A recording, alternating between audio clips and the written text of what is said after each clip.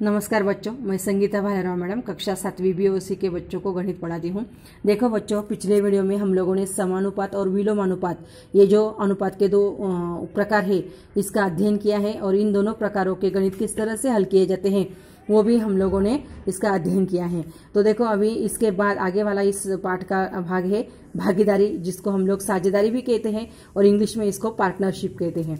तो देखो, पार्टनरशिप हर एक व्यवसाय करने के लिए हम लोगों को पार्टनरशिप जो है वो करते रहते हैं। तो देखो, पार्टनरशिप करने के लिए कुछ उदाहरण जो है, जो किताब में हल करके दिए हैं, इन उदाहरणों को हम लोग पहले अध्ययन करेंगे और उसके बाद इस पाठ के मतलब इस भाग के जो उदाहरण है वो भी हम लोग हल करने वाले हैं।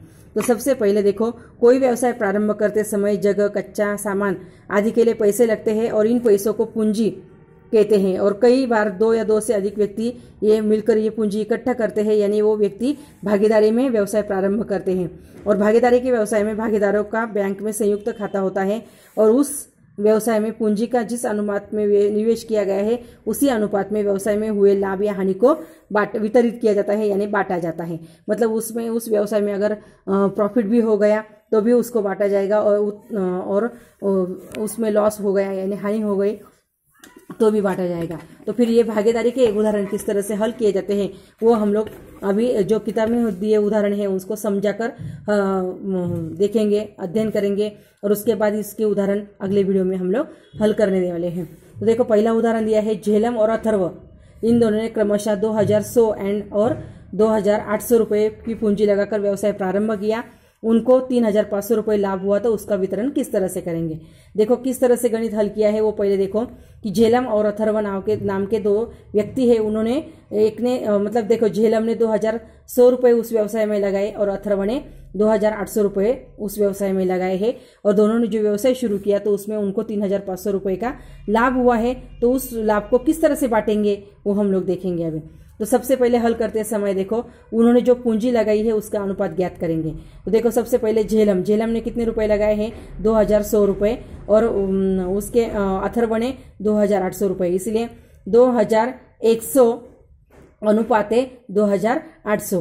तो देखो, 2100 अनुपाते 2800 का मतलब होता है 2100 बटे 2800। तो देखो, यहाँ पर इनका अनुपात पहले ज्ञात करेंगे। देखो, यहाँ पर दोनों जीरो कैंसिल हो गए, यहाँ पर 21 और 28 रह गए। तो देखो, 7 या 21 7 चौक 28, यानी उत्तर क्या आ गया 3/4। तो उनका मतलब उन्होंने जो लगाई गई पूंजी है उसका अनुपात है 3/4, यानी 3:4। तो देखो, अभी लाभ का वितरण जो है वो लगाई गई पूंजी के अनुपात में करना होगा। इसीलिए समझ लो, झेलम पहले कौन है, झेलम है, इसलिए झेलम का अनुपात 3x और अथर्व का अनुपात 4x, अथर्व का लाभ जो है वो 4x होगा। तो फिर दोनों ने लगाकर देखो, 3x जोड़ 4x बराबर उनको लाभ कितना हुआ है 3500 रुपये। तो 4 और 3 कितने हो गए 7x बराबर 3500। तो देखो, अभी यहाँ पर हमें x का मान ज्ञात करना है, 7 की आवश्यकता नहीं, दोनों के बीच में गुना का चिन्ह है तो उसके विपरीत क्या रहेगा, भाग का चिन्ह। इसलिए यहाँ पर दोनों बाजू में, दोनों पक्षों में 7 से भाग करेंगे। तो देखो, 7 एकम 7, 7 एकम 7, 7 एक 7, 7 5 35, कितने हो गए 500 रुपये। तो यहाँ पर x का मान कितना आ गया 500 रुपये। अभी झेलम को कितना अनुपात है उसका 3x, यानी x का मान आ गया 500, तो इसलिए 3 गुना 500 बराबर 1500 रुपये लाभ होगा। और अथर्व का कितना है 4x, यानी 4 गुना 500 यानी 2000 रुपये लाभ मिलेगा। तो इस तरह से 1500 और एक को 2000, दोनों का अगर हम लोगों ने जोड़ किया तो वो बराबर 3500 आता है। तो इस तरह से ये गणित जो है वो हल करने हैं। उसी प्रकार आगे वाला और एक गणित बताती हूँ। देखो, किसी व्यवसाय में दूसरा गणित है, किसी व्यवसाय में चिन्मय तथा सैम ने 1,30,000 रुपये की पूंजी 3:2 के अनुपात में निवेश की, तो प्रत्येक का निवेश कितना होगा। और यदि व्यवसाय में 36,000 रुपये का लाभ हुआ तो प्रत्येक को कितना लाभ मिलेगा। ये गणित जिस तरह से ऊपर का गणित हल किया वैसा ही ये गणित है। देखो, चिन्मय और श्याम दोनों का अनुपात कितना है, निवेश का अनुपात 3:2, यानी एक का अगर 3 होगा तो दूसरे का 2।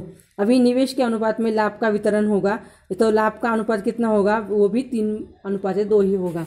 अभी देखो, यहाँ पर समझ लो, चिन्मय का निवेश 3y और श्याम का 2y है।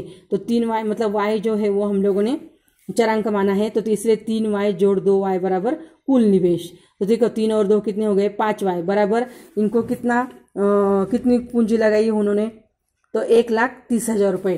तो इसीलिए कुल निवेश मतलब लगाए गए।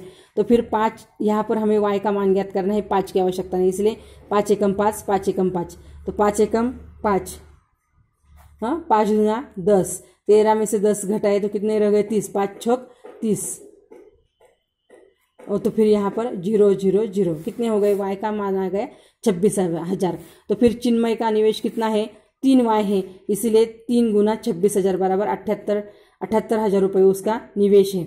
उसके बाद सैम का निवेश कितना है 2y, क्योंकि उसका अनुपात 2y है, इसलिए 2 गुना 26,000 बराबर 52,000 रुपये, ये उसका निवेश है। दोनों का अभी निवेश तो आ गया, अभी इनका लाभ निकालने का है।